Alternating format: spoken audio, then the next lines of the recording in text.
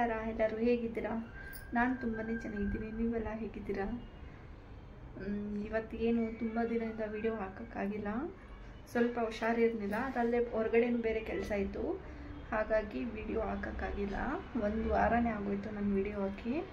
ಹಾಗಾಗಿ ನನ್ನ ವಿಡಿಯೋ ಯಾಕೋ ಓಡ್ತಾ ಇಲ್ಲ, ಹಾಗಾಗಿ ಅದನ್ನು ಸ್ವಲ್ಪ ಬೇಜಾರಾಗುತ್ತೆ. ನೀವೆಲ್ಲ ನನಗೆ ಸಬ್ಸ್ಕ್ರೈಬ್ ಮಾಡ್ಕೊಂಡು ವಿಡಿಯೋ ನೋಡಿದ್ರೆ ಸ್ವಲ್ಪ ನಮಗೂ ಮೋಟಿವೇಶನ್ ಆಗುತ್ತೆ ವಿಡಿಯೋಗಳು ಮಾಡೋದಕ್ಕೆ. ಯಾರೂ ನನಗೆ ಸಪೋರ್ಟೇ ಮಾಡ್ತಾಯಿಲ್ಲ, ಯಾರೂ ನನಗೆ ವಿಡಿಯೋ ಅಷ್ಟಾಗಿ ನೋಡ್ತಾನೂ ಇಲ್ಲ, ಸಬ್ಸ್ಕ್ರೈಬ್ನೂ ಮಾಡ್ತಾಯಿಲ್ಲ. ಹಾಗಾಗಿ ಸ್ವಲ್ಪ ಬೇಜಾರಾಯಿತು. ಮತ್ತು ನಾನು ಟ್ರೈ ಮಾಡೋದ ವಿಡಿಯೋ ಮಾಡಾಕದ ಮನೇಲಿ ಕೂತ್ಕೊಂಡು ತುಂಬಾ ಬೇಜಾರಾಗುತ್ತೆ. ಹೆಣ್ಮಕ್ಳು ಇಷ್ಟೇ ಅಲ್ಲ ಲೈಫು, ಮುಂದೆನೂ ಏನಾದರೂ ಇದೆ, ಏನಾದರೂ ಸಾಧಿಸಬೇಕು, ಏನಾದರೂ ಮಾಡಬೇಕು ಅಂತ ಛಲ ನಮಗೂ ಇದೆ. ಬಟ್ ನಿಮ್ಮೆಲ್ಲರ ಸಪೋರ್ಟ್ ನನಗೂ ಬೇಕು.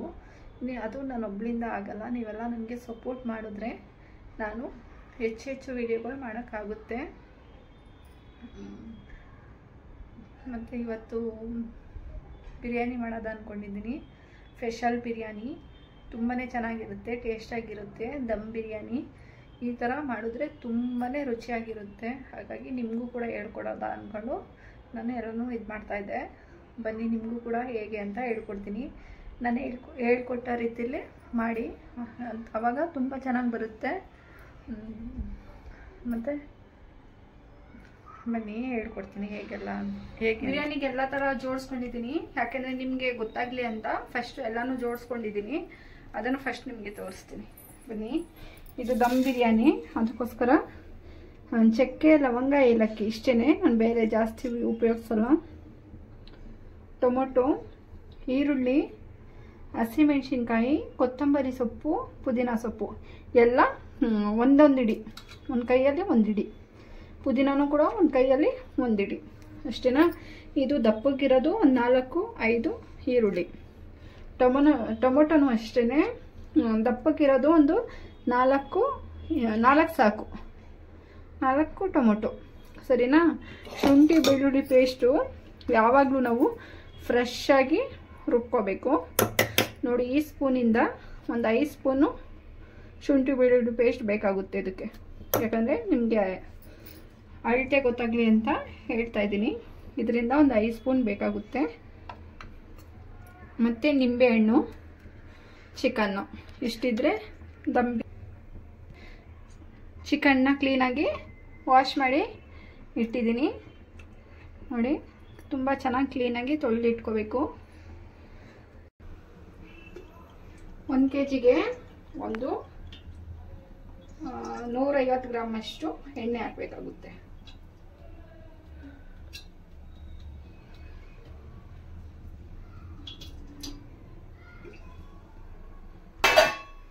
ಹಾಕಿಗಿರಿ ಎಣ್ಣೆ ಕಾಯಕ್ಕಿಟ್ಟಿದ್ದೀನಿ. ಇಲ್ಲಿ ಪಕ್ಕ ಸ್ವಲ್ಪ ನೀರು, ಒಂದು ಪಾತ್ರೆ ತುಂಬ ನೀರಿಟ್ಟಿದ್ದೀನಿ ಕಾಯಕ್ಕೆ. ಯಾಕೆಂದರೆ ಇದು ದಮ್ ಬಿರಿಯಾನಿ ಅಲ್ವಾ, ಹಾಗಾಗಿ ಅಕ್ಕಿನ ಇದರಲ್ಲಿ ಹಾಕೊಂಡು 50% ಬೇಯಿಸ್ಕೊಂಡಾದ್ಮೇಲೆ ಅದಕ್ಕೆ ಹಾಕೋದು ಅಲ್ವಾ, ಅದಕ್ಕೆ ನೀರು ಇಟ್ಟಿದ್ದೀನಿ ಬಿಸಿ ಆಗಕ್ಕೆ. ಈ ಕಡೆ ಎಣ್ಣೆ ಇಟ್ಟಿದ್ದೀನಿ. ಎಣ್ಣೆ ಕಾದಿದೆಯಾ ನೋಡೋದ? ಎಣ್ಣೆ ಕಾದಿದೆ. ಒಂದಿಷ್ಟು ಚಕ್ಕೆ ಹಾಕೋತೀನಿ. ಇದರಲ್ಲಿ ಸ್ವಲ್ಪ ಮಿಕ್ಕಿಸ್ಕೊತೀನಿ, ಯಾಕೆಂದರೆ ಅನ್ನಕ್ಕೂ ಹಾಕ್ಬೇಕಾಗುತ್ತೆ. ನೀರೊಳಗಡೆ ಒಂದಿಷ್ಟು ಮಿಕ್ಸ್ಕೊತೀನಿ. ಒಂದಿಷ್ಟಿರಲಿ.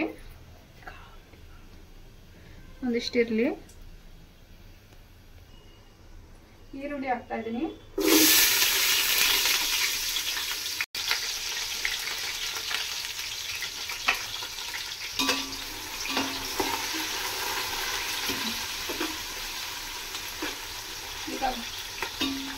ಇದು ಚೆನ್ನಾಗಿ ಬ್ರೌನ್ ಕಲರ್ ಆಗಬೇಕು. ತುಂಬಾ ಚೆನ್ನಾಗಿ ಬ್ರೌನ್ ಕಲರ್ ಆಗಬೇಕು. ಅದುವರೆಗೂ ನಾವು ಮಾಡ್ತಾನೆ ಇರಬೇಕು.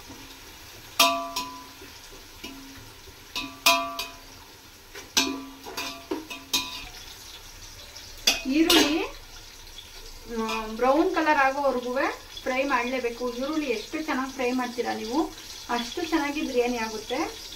ಹಾಗಾಗಿ ಈರುಳ್ಳಿ ಸ್ವಲ್ಪ ನಿಧಾನಕ್ಕೇನೆ ಫ್ರೈ ಮಾಡ್ಕೊಳ್ಳಿ.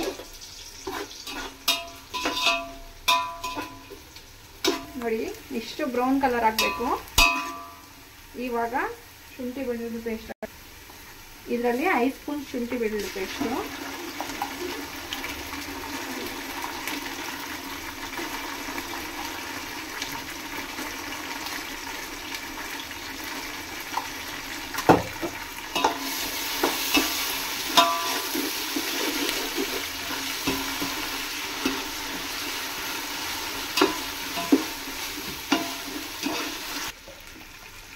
ಇದು ಶುಂಠಿ ಬೆಳ್ಳುಳ್ಳಿ ಪೇಸ್ಟು ಫ್ರೈ ಆಗಿದೆ. 1 ಸ್ಪೂನು ಚಿಲ್ಲಿ ಪೌಡರ್,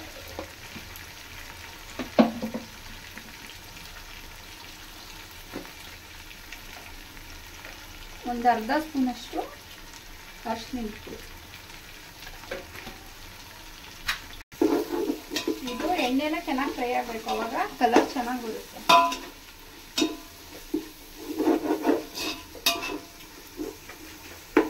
ಇವಾಗ ನಾವು ಕೊತ್ತಂಬರಿ ಸೊಪ್ಪು ಇದೆಯಲ್ಲ, ಇದು ಸ್ವಲ್ಪ ಹಾಕೊಳ್ಳೋದ, ಪುದೀನ ಸೊಪ್ಪು ಸ್ವಲ್ಪ ಹಾಕೊಳ್ಳೋದ, ಆಮೇಲೆ ನೀರು ಸ್ವಲ್ಪ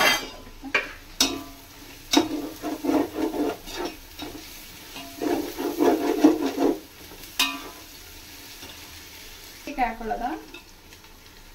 ಒಂದು ಖಾರಕ್ಕೆ ಎಷ್ಟು ಬೇಕೋ ಅಷ್ಟು ಹಾಕೊಳ್ಳಿ. ನಮ್ಮ ಮನೇಲಿ ಖಾರ ಸ್ವಲ್ಪ ತಿಂತಾರೆ, ಅದಕ್ಕೋಸ್ಕರ ಒಂದು 5 ರಿಂದ 6 ಹಾಕೊಂಡಿದ್ದೀನಿ. ನೀವು ಬೇಕಾದ್ರೆ 4 ರಿಂದ 5 ಹಾಕೊಳ್ಳಿ.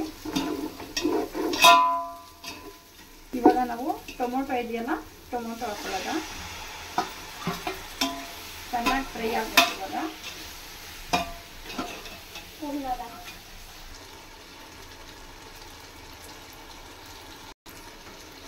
ನೋಡಿ, ಟೊಮೊಟೊ ಎಲ್ಲ ಸಾಫ್ಟ್ ಆಗಿದೆ.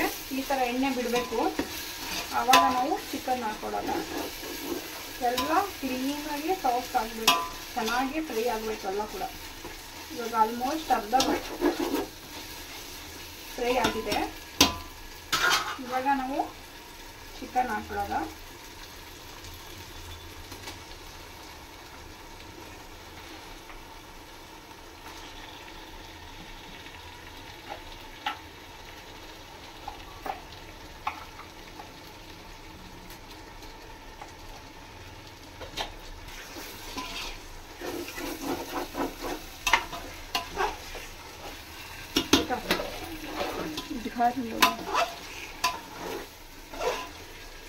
ऑफ कर दो, थोड़ा ऑफ कर। वहाँ क्या दिखा रहे? वो दिखाई चिकन ನೋಡಿ. ಚಿಕನ್ ಕೂಡ ಎಣ್ಣೆಲೆ ಫ್ರೈ ಆಗಬೇಕು, ಚೆನ್ನಾಗಿ ಸ್ಮೆಲ್ ಹೋಗೋವರೆಗೂ ಚೆನ್ನಾಗಿ ಎಣ್ಣೆ ಎಲ್ಲ ಬಿಡಬೇಕು.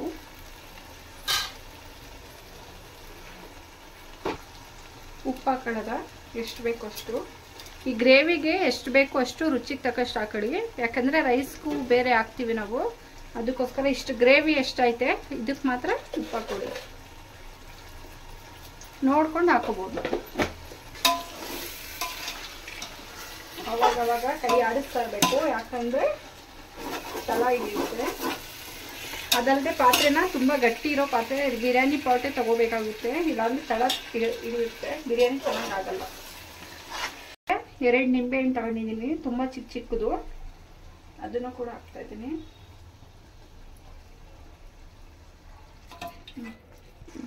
ನೋಡಿ, ಇದೊಂದು 100 ಗ್ರಾಮ್ ಅಷ್ಟಿದೆ ಮೊಸರು. ಒಂದು ಚಿಕ್ಕ ಪ್ಯಾಕೆಟ್ ಬರುತ್ತಲ್ಲ, ಅದರಲ್ಲಿ ಒಂದು ಸ್ವಲ್ಪ ಇಟ್ಕೊಂಡು ಎಲ್ಲನೂ ಹಾಕಿ ಕರೆಕ್ಟಾಗಿ ಆಗುತ್ತೆ 1 kg.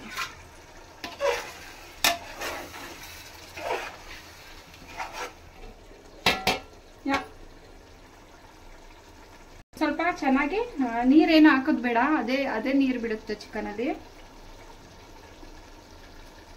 ಚಿಕನಲ್ಲೇ ನೀರು ಬಿಡುತ್ತೆ, ಹಾಗಾಗಿ ನಾವು ಮೊಸರು ಮತ್ತು ನಿಂಬೆಹಣ್ಣು, ಟೊಮೊಟೊ ಎಲ್ಲ ಹಾಕಿದ್ದೀವಲ್ಲ, ಅದರಲ್ಲೇ ಚೆನ್ನಾಗಿ ನೀರು ಬಿಡುತ್ತೆ. ಇದು ಸ್ವಲ್ಪನೂ ಕೂಡ ನೀರು ಹಾಕೋದು ಬೇಡ, ಹಾಗಾಗಿ ಅದರಲ್ಲೇ ಒಂದು 5 ರಿಂದ 10 ನಿಮಿಷ ಚೆನ್ನಾಗಿ ಚಿಕನ್ನು ಬೈಲಿ, ಮುಚ್ಚಿಟ್ಬಿಡೋದ.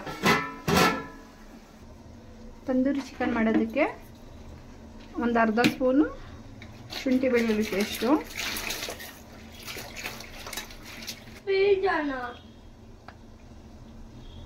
ಅರಿಶಿನ ಪುಡಿ ಸ್ವಲ್ಪ, ಹಸಿಮೆಣಸಿನ ಪುಡಿ, ಸ್ವಲ್ಪ ಮೊಸರು, ಸ್ವಲ್ಪ ಬ್ಲ್ಯಾಕ್ ಪೆಪ್ಪರ್ ಪೌಡರ್, ಇದು ಜೀರಾ ಪೌಡರ್ ಸ್ವಲ್ಪ, ಗರಂ ಮಸಾಲ ಸ್ವಲ್ಪ ಹಾಕೋಬಹುದು ಜಾಸ್ತಿ, ಬಟ್ ನನಗೆ ಇಷ್ಟ ಆಗಲ್ಲ ಅದ್ರ ಫ್ಲೇವರ್ ಜಾಸ್ತಿ, ಅದಕ್ಕೋಸ್ಕರ ಒಂದು ಸ್ವಲ್ಪ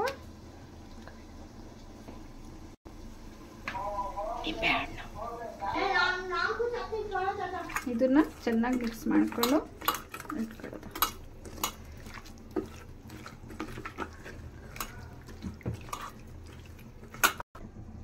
ಇದು ರೈತಾಗೆ ಫಸ್ಟು ಈರುಳ್ಳಿನ ಈ ಥರ ಸ್ವಲ್ಪ ಉಪ್ಪಾಕಿ ಇದು ಮಾಡ್ಕೊಳ್ಳಿ, ಆವಾಗ ಚೆನ್ನಾಗಿ ಬರುತ್ತೆ. ಮೊಸರು ಹಾಕೊಳ್ಳೋದು. ನೀರು ಕುದಿಯಕ್ಕೆ ಬರ್ತಾ ಇದೆ, ಬಿಸಿಯಾಗಿದೆ. ಇವಾಗ ಚಕ್ಕೆ ಲವಂಗ ಏಲಕ್ಕಿ ಅದಿದೆಯಲ್ಲ ಅದನ್ನ ಹಾಕದ. ಅದಾದ್ಮೇಲೆ ಸ್ವಲ್ಪ ಕೊತ್ತಂಬರಿ ಸೊಪ್ಪು, ಸ್ವಲ್ಪ ಪುದೀನ ಸೊಪ್ಪು, ಮೆಣಸಿಕಾಯಿ ಬೇಕಾದ್ರೂ ಹಾಕೋಬಹುದು. ನಾನು ಮೆಣಸಿಕಾಯಿ ಹಾಕ್ತಾ ಇದ್ದಾಗ ಆಲ್ರೆಡಿ ಜಾಸ್ತಿ ಆಗೋಗಿದೆ. ಒಂದು ಅರ್ಧ ನಿಂಬೆಹಣ್ಣು, ನೀರೊಳಗಡೆನೆ ನಿಂಬೆಹಣ್ಣು ಹಾಕೊಳ್ಳೋದ.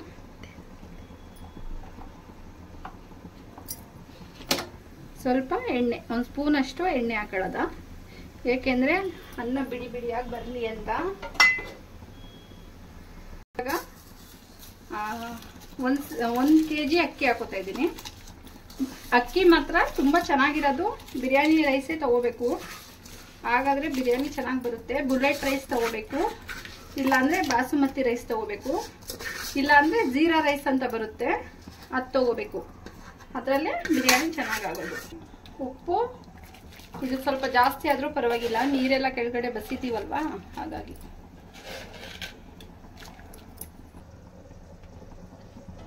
ಈ ಕಡೆ ಚಿಕನ್ ಗ್ರೇವಿ ಇದೆಯಲ್ಲ ನೋಡೋದ, ನೋಡಿ ಇದು ಒಂದು 70% ಅಷ್ಟು ಚಿಕನ್ ಬೆಂದಿರಬೇಕು. ಈ ಟೈಮಲ್ಲಿ ನಾವು ಉಪ್ಪು ಚೆಕ್ ಮಾಡ್ಕೊಳ್ಳೋದ, ಸರಿಗಿದೆಯಾ ಅಂತ. ಉಪ್ಪು ಕರೆಕ್ಟಾಗಿ ಆಗಿದೆ. ಇವಾಗ ಅಕ್ಕಿ ಒಂದು 60% 50% ಅಷ್ಟು ಬೇಯಬೇಕು, ಅಷ್ಟು ಬೆಂದ್ರೆ ಸಾಕು. ಅದನ್ನ ನೀರೆಲ್ಲ ಚೆನ್ನಾಗಿ ಏನ್ ಹೇಳೋದು ಬಸ್ಬಿಟ್ಟು ಅದಾದ್ಮೇಲೆ ಅದಕ್ಕೆ ದಮ್ ಕಟ್ಕೊಬಿಡೋದ. ಆವಾಗ ದಮ್ ಬಿರಿಯಾನಿ ತುಂಬಾ ಟೇಸ್ಟಿಯಾಗಿ ಚೆನ್ನಾಗಿರುತ್ತೆ, ತುಂಬಾನೇ ಚೆನ್ನಾಗಿರುತ್ತೆ. ನೋಡಿ ರೈಸ್ ಬಂದು ಇಷ್ಟು ಒಂದು 50 to 60 ಭಾಗ ಬೆಂದಿರಬೇಕು. ಇವಾಗ ನಾವು ನೀರೆಲ್ಲ ಬಸ್ಬಿಡೋದ. ನೋಡಿ ಗ್ರೇವಿ ಇಷ್ಟ ಆಗಿದೆ. ಇವಾಗ ನಾವು ಅನ್ನ ಆ ಕಡೆ ಬಸ್ಬಿಟ್ಟಿಟ್ಟಿದ್ದೀವಿ. ಇವಾಗ ಗ್ರೇವಿಲಿ ಸ್ವಲ್ಪ ಗ್ರೇವಿ ಇಟ್ಕೊಳ್ಳೋಣ ಮೇಲ್ಗಡೆ ಹಾಕೊಳ್ಳೋಕ್ಕೆ.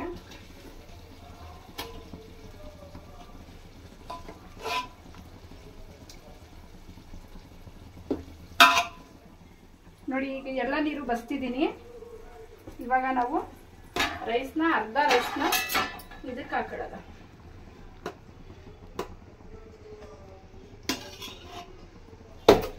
ಇವಾಗ ಸಾಮ್ಯಮ್ಮ ಅರ್ಧ ರೈಸ್ ಹಾಕಿದ್ದೀನಿ.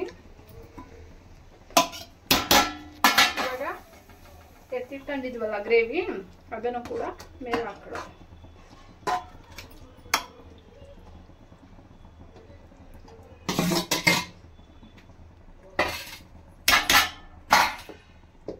ಮತ್ತೆ ರೈಸ್ ಇತ್ತಲ್ಲ, ಆ ರೈಸ್ನ ಇದನ್ನ ಬೇಗ ಮಾಡ್ಕೋಬೇಕು. ಕೆಳಗಡೆ ಬಿಸಿಯಲ್ಲೇ ದಮ್ ಕಟ್ಟಬೇಕಾಗುತ್ತೆ. ಎಷ್ಟು ಬೇಗ ನಿಮಗೆ ಆಗುತ್ತೆ ಅಷ್ಟು ಬೇಗ ಹಾಕೋಬೇಕು. ಅನ್ನದ ಮೇಲೆ ಸ್ವಲ್ಪ ಕೊತ್ತಂಬರಿ ಸೊಪ್ಪು, ಪುದೀನ ಸೊಪ್ಪು ಎಲ್ಲನೂ ಹಾಕೋಬಿಡೋದ. ಒಂದು ಫುಡ್ ಕಲರ್ ಹಾಕೊಳ್ಳೋದ. ಲೆಮನ್ ಕಲರ್ ಹಾಕಿದ್ದೀನಿ ನಾನು, ರೆಡ್ ಲೆಮನ್ ಕಲರು ಮತ್ತೆ ಗ್ರೀನ್ ಕಲರ್.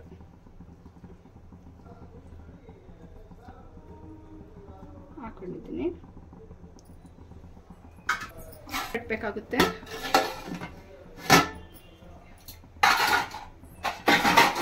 ಇದನ್ನಿಟ್ಟು ಭಾರವಾಗಿ ಏನಾದರೂ ಮೇಲೆ ಇಡೋದು. ಸಿಮ್ಮಲ್ಲಿರಬೇಕು ಇದು. ಆಗುತ್ತೆ ಬಾರಾಗಿ. ಈಗ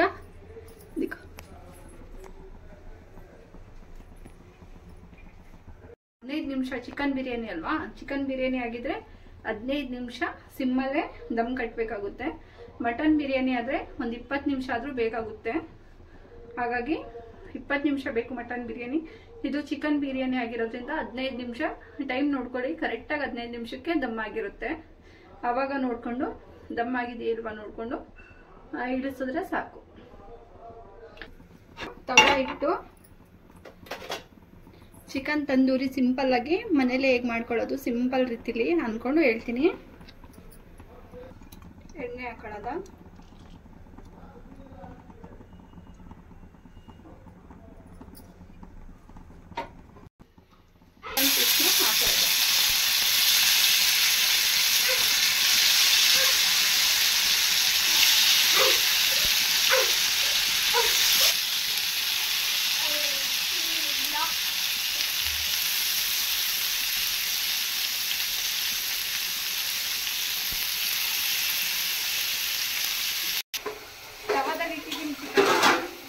ಅದು ಫ್ರೈ ಆಗೋರಿಗೆ ಬೇಗ ಬೇಗ ಪಾತ್ರೆ ತೊಳ್ಕೊಬೇಕು, ಯಾಕಂದರೆ ತುಂಬ ಜಾಸ್ತಿ ಆಗೋಗುತ್ತೆ.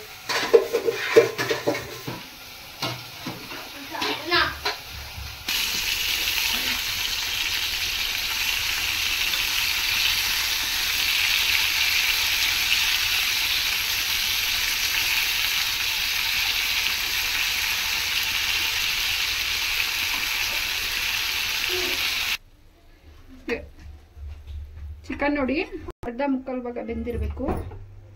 ಇದನ್ನ ಅವಾಗ ಸ್ವಲ್ಪ ಫ್ರೈ ಮಾಡ್ತೀವಿ.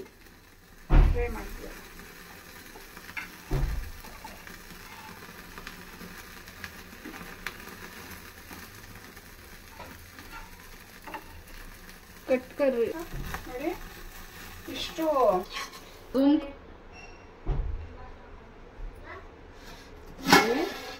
ದಮ್ ಆಗಿದೆ.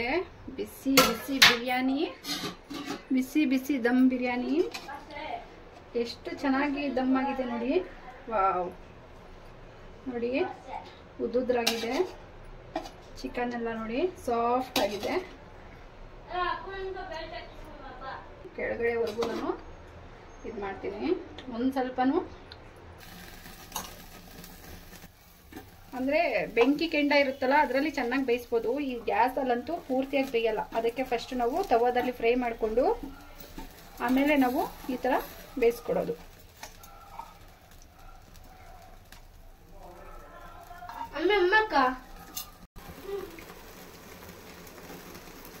ಸೂಂಗ್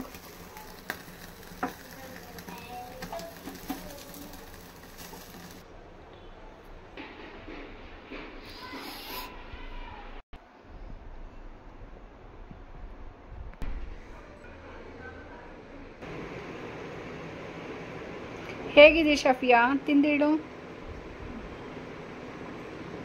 ಚೆನ್ನಾಗಿದೆ ಶಫಿಯಾ, ಚೆನ್ನಾಗಿದೆ.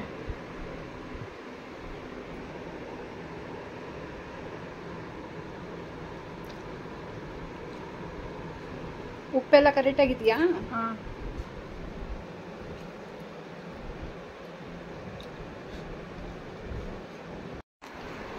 ಆಯಿತು, ಬಿರಿಯಾನಿ ಎಲ್ಲ ಮಾಡಿದೆ.